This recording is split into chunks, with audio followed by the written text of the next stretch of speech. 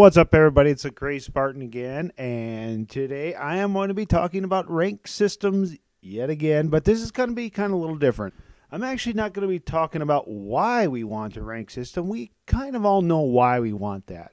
And if you don't, please go ahead and check out just about any other channel. They will tell you why ranking systems are important, and they are. They really are. We do need to have ranking systems. But I'm actually here to tell you about how do they work, and more specifically, kind of how StarCraft 2's actually works. StarCraft 2's ranking system is highly regarded as one of the best ranking systems in the world. Now, that's not a small statement by any means. It has been attempted by many others to have an outstanding ranking system, but they seem to fall short, and for some reason StarCraft 2's really excels in this area. Now let's talk about how it all came about. I mean, Halo 2, it was a super hyper accurate ranking system, and a lot of people really like that. It worked really well for most part, but to obtain the highest level, it was seriously, you were almost like a semi-pro. You had to be extremely good.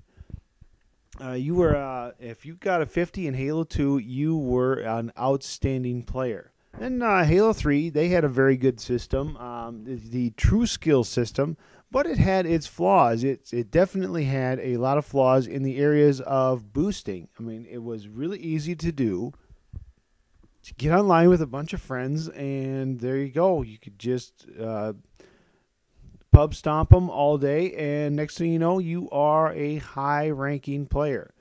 But that's how that goes. I mean, that's what they did. And that's why, honestly, 343 and Bungie decided, you know what, we kind of don't want ranking systems to be so mainstream. So they came out with the arena system, which I think was not good at all, and the CSR system, which is completely hidden unless you actually know about it. And you go into Halo Waypoint and check it out, and you could see all the other players' CSRs as well, or go to Quick CSR to see yours.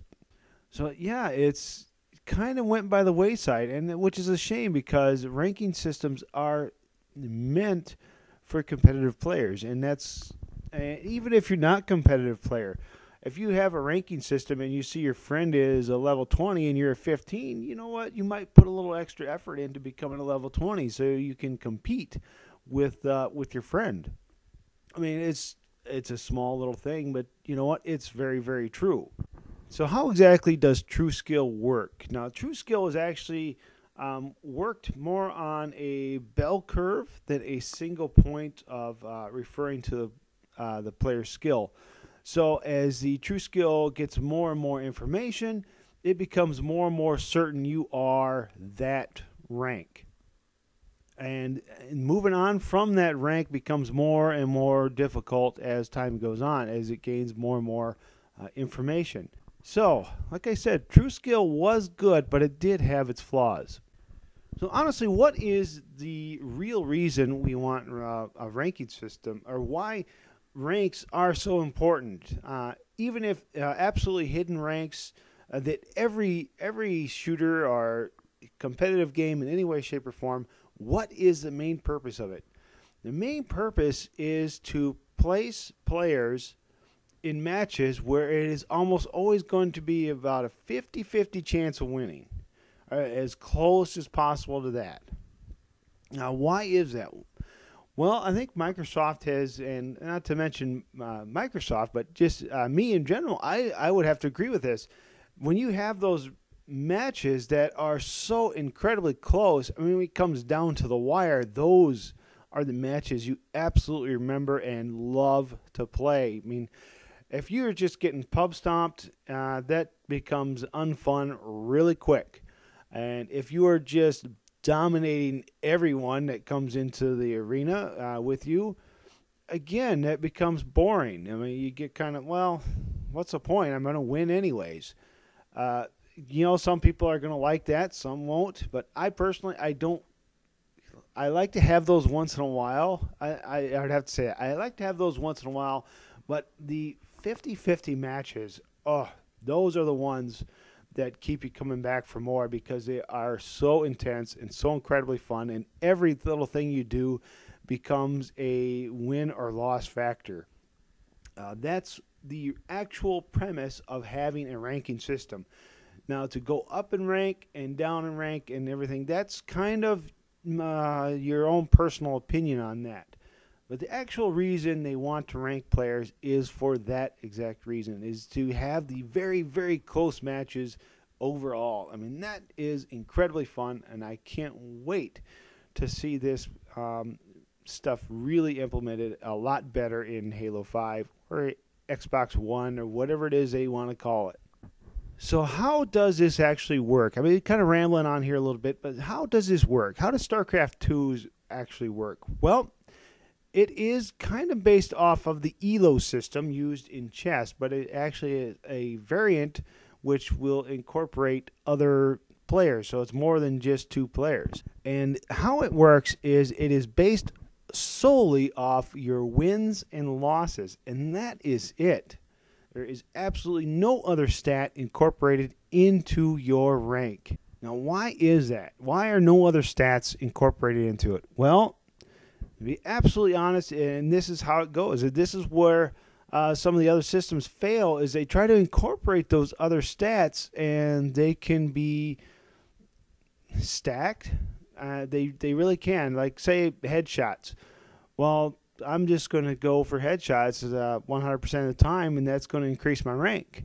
Or assists and stuff like that. It can be manipulated, more or less. It can be very much manipulated, but a win and a loss, I mean, that is the core of the game. So you could get 15 headshots on every player, but you end up losing the match. So did you really do all that much to help your team? Now, I know a lot of people are going to say, well, what if my team is a bunch of idiots and I just keep getting mashed up with them? Well, unfortunately, that's how it's going to go. When you have that ranking system, maybe you might stop getting paired up with a bunch of idiots, because if you're working on leveling up, that's going to be a big deal, and hopefully the other players that you are playing with, hopefully friends. It's the easiest way to do it, is play with friends.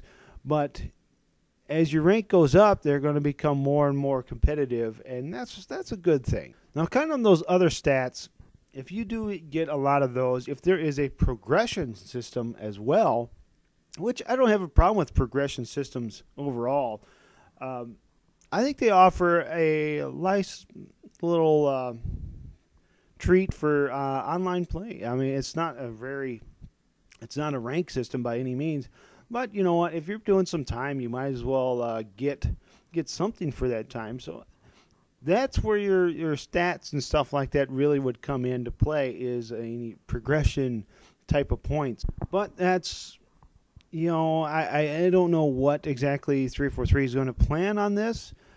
They could bring that into Halo 5, which I wouldn't have a problem with if it was in a social playlist or something like that. That would work great. I think it really would. But they need to be separated. They really do, is a ranked and social playlist. All right, so what is another system that they have for StarCraft 2 is they have what is called a bonus point pool.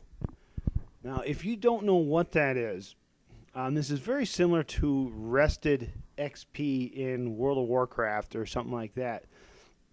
Basically, talk about it like this: say that you go on vacation, and you haven't been able to play for about 4 days, 5 days, whatever the case is, and you get back, and what you get is, I'm going to say, just for sake of numbers, you get 10 matches with double rank points. I mean, it's not a lot. You can't have this pool to be very big, because otherwise it kind of faults out and creates another problem that we would have. But if you have double ranking points sitting there, probably the first thing you're going to do is want to say, you know what, I need to get online, I need to play so I can use up those points. Now, this kind of brings up two situations. Is number one, a lot of people are going to say, well, that's kind of not fair to have these double ranking points because the play a lot guy is going to really rank up fast that way. Well, not so much.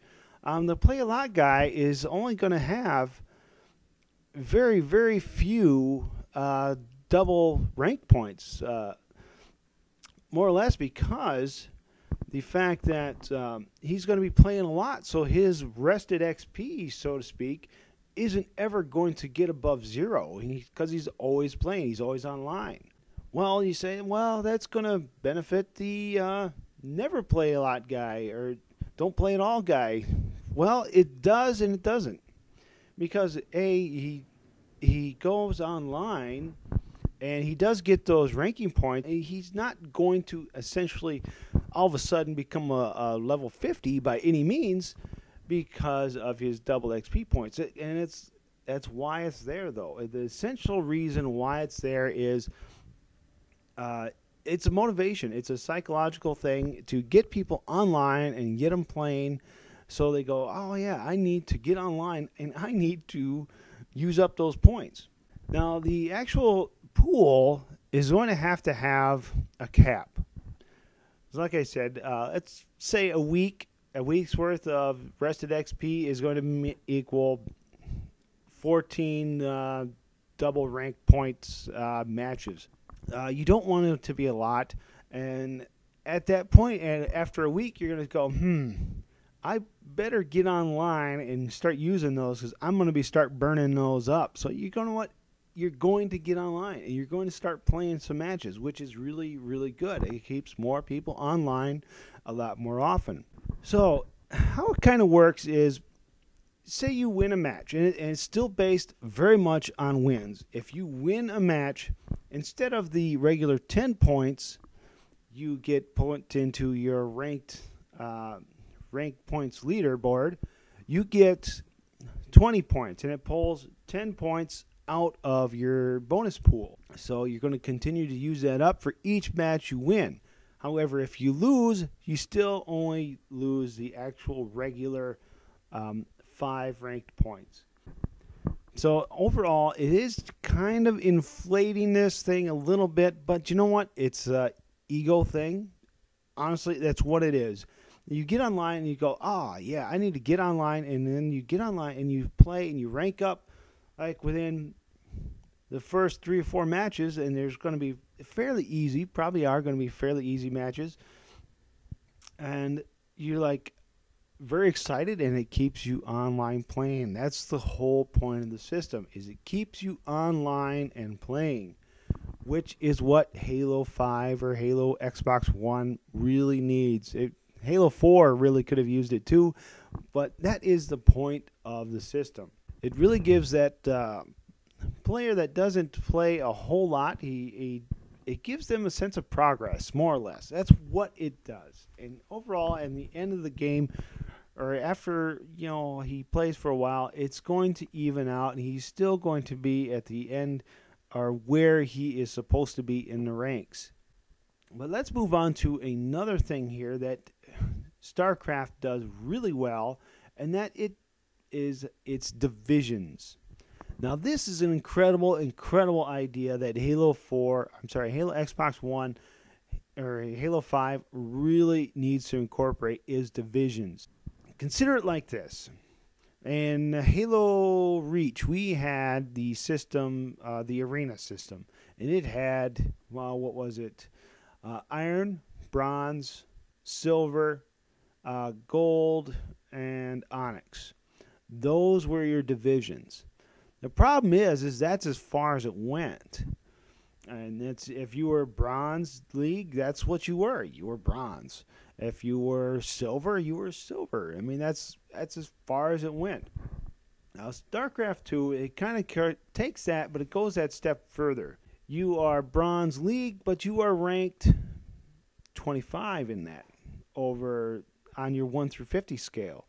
And then you rank up and you go to silver, and now you are silver 15. You are you continue to rank up. And what it is, it puts you in these certain sections. And now this is where it really gets really good for ranking systems, is they do have seasonal resets. But rather than take you down and say you worked, I'm going to say the seasons are 3 months. Let's say you work those 3 months and you are finally in Gold League and you're working your way up and you're Gold 45. Here comes a seasonal reset. Now I got to do it all over again. Not so. What it does is it actually will drop you down to the bottom of Gold. And at the bottom of Gold, you can then work your way back up to Gold 45 and then get 46, etc., etc. I mean, this is an incredible thing. It is a reset, but you are still going to be in your division. For me, I'm probably going to be Bronze League, more or less. Maybe Iron, who knows? But I'm not going to have to work all the way up from the bottom again. And that's a very good thing. It keeps people very close together, and hopefully the real benefit of this is that I'm not ever going to have to come across a Onyx level 50. And hopefully that will never happen. But you never know. If I'm playing with Modest Major or some of those other guys, Rapscallion, I probably will. And just get owned. But that's how it goes. It'll be fun, though. When we try to keep it fun. I think they enjoy just doing a little killing on the old Spartan. Anyways, that is essentially how this game, or how the skill system works. I mean, this is kind of a long video, so I do hope you stayed around through the whole thing. I hope this was enlightening in some way. This is something that Halo 5 absolutely needs to have incorporated into the game. I would be very saddened if it wasn't in some way, shape, or form. And it needs to be, in my opinion here, ranked has to be visible in-game. It has to be. It's so frustrating because if it's online and Halo Waypoint only or some other app on your phones or tablets or whatever, a lot of people, they don't know it's even there, so they don't even care. That's the way it goes. And then you're going to get people in your ranked playlist that just don't care because they don't know it's what it's there for, what is the essential meaning of that playlist is. So it needs to be in-game. I know kind of beating a dead horse on that one, but it is true. It has to be in-game, and I would love to see that. I think 343, if you are listening, you need to do that. And have those ranked sides be built for competitive play. And the social sides, have that be your more crazy stuff, your Infinity Slayer settings and stuff like that. I mean, that stuff is fun, but it doesn't build a game. It's not that it's going to keep people playing. Anyways, guys, I'm going to wrap this up here. I do hope this video was enlightening in some way, and if you liked it at all, don't be scared to hit that like button. And, of course, go ahead and subscribe if you're not already a subscriber. This is the Crazed Spartan, and I am out of here.